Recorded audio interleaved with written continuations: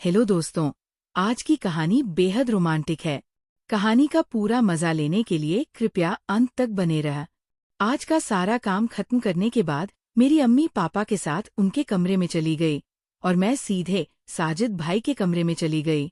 मैं अपने साजिद भाई के कमरे में जैसे ही दाखिल हुई, वो खिड़की के पास खड़े हुए थे। मैंने कमरे में घुसकर अंदर से दरवाजा बंद करके साजिद भाई के पास पहुंची। मैंने साजिद भाई की आंखों में आंसू बहते हुए देखे। तब भाईजान ने मेरी आंखों में देखा और कहा, सॉरी। शायद उन्हें अंदर ही अंदर बहुत बुरा महसूस हो रहा था। वो इस तरह की भावनाओं से ना गुजरे, इसलिए मैंने आगे बढ़कर साजिद भाई को गले लगा लिया और धीरे से उनके कान में कहा, भाईजान, इस उम्र में इस तरह की गलतियां अक्सर हो जाया करती है। कोई बात नहीं। वैसे भी हम कौन से सगे भाई बहन हैं? मेरी ये बात सुनकर साजिद भाई ने मेरी तरफ हैरानी से देखा और कहने लगे, लेकिन है तो भाई बहन ही ना, हमें ये नहीं भूलना चाहिए, हमें अपनी मर्यादाओं में रहना चाहिए। फिर मैंने उन्हें चिढ़ाते हुए कहा, अच्छा जी, अब बड़ी मर्यादाएं याद आ रही हैं, तब याद नहीं आई थी। जब मुझे नहाते हुए देख रहे थे तब कहाँ गई थी आपकी मर्यादा? फिर मैंने साजिद भाई से कहा, मैं किसी से कुछ नहीं कहूंगी, इसकी चिंता मत करो, आप मेरे हमेशा बड़े भाईजान ही रहेंगे और मैं हमेशा आपकी प्यारी छोटी बहन रहूंगी। फिर मैंने एक आंख दबाते हुए अपने भाईजान से कहा, वैसे भाईजान, एक बार ट्राई करने में कुछ नहीं जाता। मैं कल शाम को आपका इंतजार करूंगी। ये बात मैंने मुस्कुराते हुए अपने साजिद भाई से कही थी। इतना कहकर मैं उनके कमरे से बाहर आ गई। हेलो दोस्तों, स्वागत है आप सभी का हमारी एक और रोमांचक कहानी में। उम्मीद करती हूँ आपको ये कहानी बेहद पसंद आएगी। दोस्तों, मेरा नाम रूबिया है और मेरी उम्र 19 साल है। मैं केमिस्ट्री की एक बहुत ही अच्छी स्टूडेंट हूँ और केमिस्ट्री मेरा बहुत ही फेवरेट सब्जेक्ट है। मेरे साजिद भाई की उम्र 21 साल है और वह भी मेरे साथ ही कॉलेज में पढ़ते हैं। मैं फर्स्ट ईयर में पढ़ रही हूँ। हम दो भाई बहन एक ही यूनिवर्सिटी में पढ़ते हैं। हमारी क्लास सुबह 9 बजे होती है। हम दोनों भाई बहन एक साथ यूनिवर्सिटी जाते हैं। अम्मी पापा ने आने जाने की सुविधा के लिए एक मोटरसाइकिल खरीद कर दी थी। भाईजान मोटरसाइकिल चलाते हैं और मैं साजिद भाई के पीछे बैठकर यूनिवर्सिटी जाती हूँ। दोस्तों, साजिद भैया मेरे सगे भाई नहीं हैं।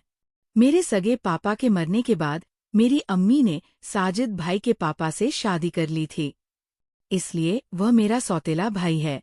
दोस्तों, तो मैं नहीं जानती थी कि मुझे अपने सौतेले भाईजान के साथ वो सब करने का मौका मिलेगा।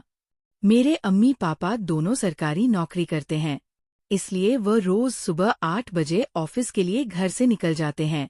अम्मी पापा के ऑफिस चले जाने के बाद मैं और मेरे भाईजान नहाते हैं और तैयार होकर यूनिवर्सिटी चले जाते हैं। क्योंकि हमारे घर में एक ही कॉमन बाथरूम है, तो पहले मैं नहाकर तैयार हो जाती हूँ। फिर मेरे भाईजान नहाते हैं। आमतौर पर लड़कियों को तैयार होने में ज्यादा समय लगता है, इसलिए मैं पहले नहाने चली जाती हूँ। हम दोनों भाई बहन यूनिवर्सिटी चले गए। तब घर पर ताला लगा हुआ था। घर के गेट की चाबी हम सबके पास रहती है। मैं और मेरे भाईजान क्लास खत्म करके शाम के करीब 3 बजे घर आए। शाम को करीब 5 बजे मम्मी पापा भी घर आ गए थे। इस तरह मैंने हर दिन एक निश्चित दिनचर्या के अनुसार बताया, लेकिन एक घटना ने मेरी जिंदगी पूरी तरह से बदल दी। एक्सीडेंटल समझो या फिर जानबूझकर, हर दिन की तरह अम्मी पापा, भाईजान और मैंने साथ में नाश्ता किया था। मेरे पापा और अम्मी तैयार होकर ऑफिस के लिए चले गए थे। उसके कुछ देर बाद मैं नहाने के लिए बाथरूम में घुस गई और बाथरूम का दरवाजा बंद कर दिया। उस दिन मैंने बाथरूम का दरवाजा बंद किया था। उसके बाद मैं अपने कपड़े उतार कर साइड में रखने ही वाली थी कि मुझे बाथरूम के दरवाजे के नीचे एक परछाई आती हुई महसूस हुई। मैं शोवर के नीचे खड़ी थी। मैं थोड़ी डरी हुई थी। फिर भी मैंने सोचा कि ये मेरे मन का वहम होगा और अपने चेहरे पर साबुन लगाते समय मैंने देखा कि बाथरूम के दरवाजे के नीचे एक परछाई घूम रही है। मुझे लगने लगा कि शायद कोई बाथरूम के दरवाजे से मुझे नहाते हुए देख रहा है, लेकिन इस बार घर पर मेरे और साजिद भाईजान के अलावा कोई नहीं था। तो क्या साजिद भाईजान दरवाजे से मुझे नहाते हुए देख रहे थे? शायद लाइट की रोशनी के कारण कोई परछाई नजर आती हो। इसलिए मैंने इन बुरे विचारों को अपने ध्यान से झटक दिया। शावर चालू कर दिया और नहा धोकर बाहर आ गई और अपने कपड़े पहन लिए। जैसे ही मैंने दुपट्टा उठाया, मैंने दरवाजे के नीचे से परछाई को जाते हुए देखा। फिर मेरा शक और भी ज्यादा गहरा हो गया। मैं नहाकर अपने कमरे में आ गई और तैयार होने लगी। उधर साजिद भाईजान कुछ देर बाद तैयार हो गए और मुझे यूनिवर्सिटी ले जाने के लिए बुलाने लगे। मैं और मेरे भाईजान घर का दरवाजा बंद करके यूनिवर्सिटी के लिए निकल गए। आमतौर पर हर दिन मैं मोटरसाइकिल पर अपने भाईजान के पीछे बैठती हूँ और अपना बैग उसके और मेरे बीच में छोड़ देती हूँ। लेकिन आप क्या सोचते हैं? उस दिन मैंने अपना बैग अपने पीछे छोड़ दिया था। शायद मैं उस दिन एक अलग ही दुनिया में खोई हुई थी। उस दिन का एहसास इतना अच्छा था कि उसे शब्दों में बयान नहीं किया जा सकता। अगली सुबह मैं सोचने लगी कि कैसे यकीन करूं कि मेरे साजिद भाई ने मुझे बाथरूम के दरवाजे से नहाते हुए देख लिया था या नहीं। बहुत सोचने के बाद मुझे एक विचार आया। मेरे अम्मी पापा के ऑफिस चले जाने के बाद मैंने अपने मोबाइल कैमरे में वीडियो रिकॉर्डिंग चालू की और उसे बाथरूम के बाहर ऐसी जगह लगा दिया जहां अगर कोई मुझे बाथरूम के दरवाजे से बाहर से नहाते हुए देखे तो उसकी रिकॉर्डिंग हो जाए। कैमरा वहीं छोड़कर मैं नहाने के लिए बाथरूम में चली गई और दरवाजा अंदर से बंद कर लिया और दरवाजे की ओर देखा तो मुझे फिर से कोई परछाई दिखाई दी। परछाई देखते ही मैं समझ गई कि जो भी है वह कैमरे में आ चुका होगा। ये सोचते मैं नहा रही थी और नहाने के बाद जब मैं वॉशरूम से बाहर निकली और अपना मोबाइल फोन लेकर अपने कमरे में चली गई, मैंने वीडियो शुरू की और देखा कि जैसे ही मैं बाथरूम में घुसी थी और दरवाजा बंद किया था, उसके थोड़ी देर बाद मैंने देखा तो मुझे विश्वास नहीं हो रहा था। मैं सोच रही थी कि भला ऐसे कैसे हो सकता है। उसके बाद मैं और मेरे साजिद भाई यूनिवर्सिटी के लिए निकल गए। मैंने अपने साजिद भाई को मोटरसाइकिल के पीछे से गले लगा लिया और सोचने लगी कि भाईजान को वीडियो कैसे दिखाऊं।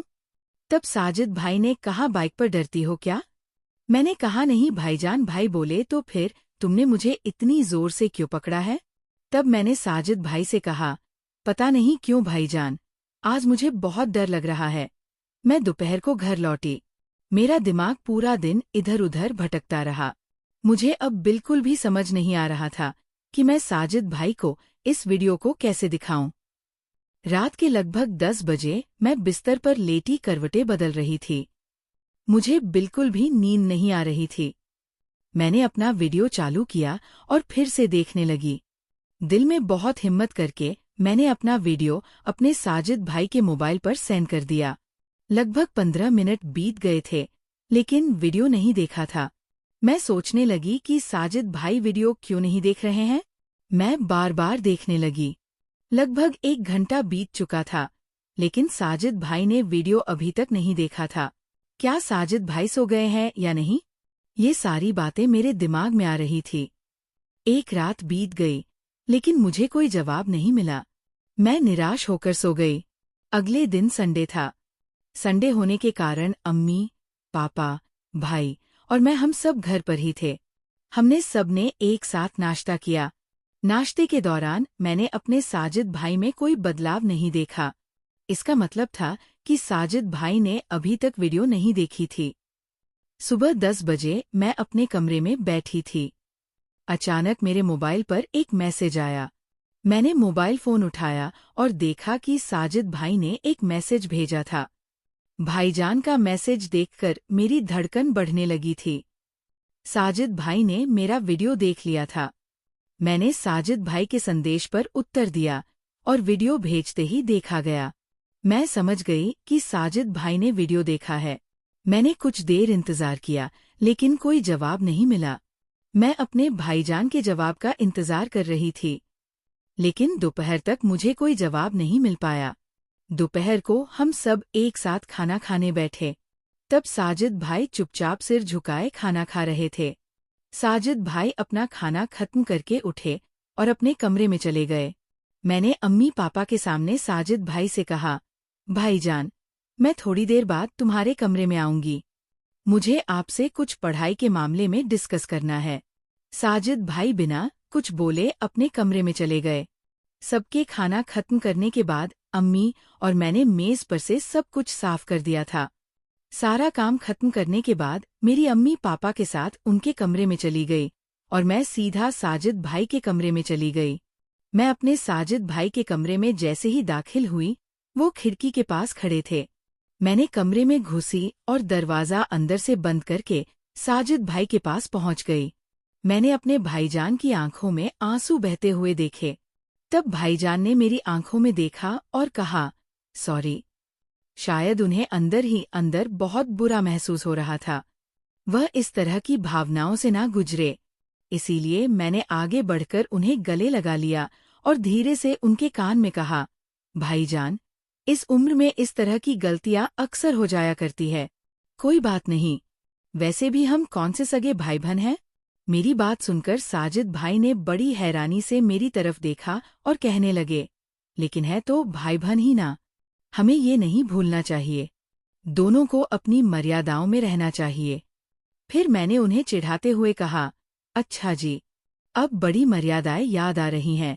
तब याद नहीं आई थी जब मुझे नहाते हुए देख रहे थे। तब कहाँ गई थी आपकी मर्यादा? फिर मैंने कहा, साजिद भाई, आप इसकी चिंता मत करो। मैं किसी से कुछ नहीं कहूंगी। आप हमेशा मेरे बड़े भाई जान ही रहेंगे और मैं हमेशा आपकी प्यारी छोटी बहन रहूंगी। फिर मैंने एक आंख दबाते हुए अपने साजिद भाई से कहा, भाईजान, वैसे एक बार ट्राई करने में कुछ नहीं जाता। कल शाम को आपका इंतजार करूंगी। ये बात मैंने मुस्कुराते हुए भाईजान से कही थी। इतना कहकर मैं उनके कमरे से बाहर आ गई और वह मुझे बड़ी हैरानी से देखते रह गए। शाम को हम सब मिलकर खाना खा रहे थे। तब अम्मी पापा के सामने साजिद भाई ने कहा, यूनिवर्सिटी में किसी तरह के खेल का कोई आयोजन हो रहा है, इसलिए मैं कल यूनिवर्सिटी नहीं जाऊंगा। तब मेरी अम्मी ने कहा, फिर तो रूबिया को भी नहीं जाने की जरूरत। पापा ने कहा, साजिद, क्या तुम्हें किसी तरह के खेल में कोई दिलचस्पी नहीं है? साजिद भाईजान ने कहा कि पापा, मुझे बैडमिंटन में रुचि है, लेकिन वहाँ बैडमिंटन का आयोजन नहीं हो रहा। इसी तरह के कुछ प्लेयर्स हैं जो छोटे छोटे स्कूल से आकर यहाँ यूनिवर्सिटी में अपनी प्रैक्टिस के लिए आए हैं। पापा बोले, तो फिर ठीक है। फिर कल तुम दोनों ही घर पर रहना। मैंने भाईजान की तरफ देखा और हल्की सी मुस्कान दी।